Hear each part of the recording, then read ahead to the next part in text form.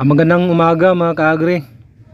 Nandito tayo ngayon sa ating garden, sa ating ampalaya. Yan.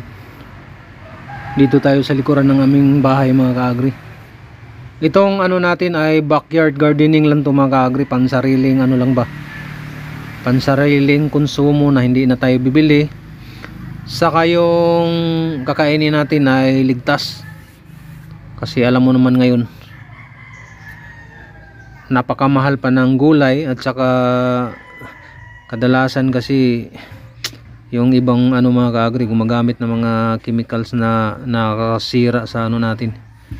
Yan ang dahilan ng pagkakasakit natin, kasi puro na inanuhan na ng mga chemicals yung kinakain natin.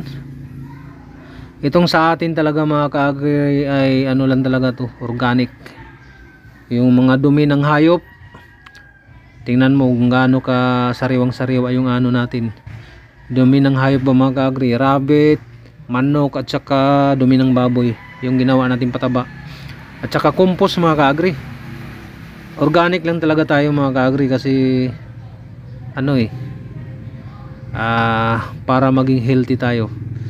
Yan, gupitin muna natin to, guntingin muna natin, tingnan mo kukuha lang tayo ng ilang piraso nito mga kaagri, kasi itong gugulayan natin sa umaga, anuhan lang ng 2 itlog. Kuha ka lang rin ng mga ilang piraso nito, 2 o 3. Solve na yan mga kaagri.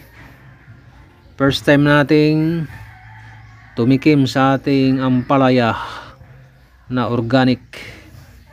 Yan mga kaagri,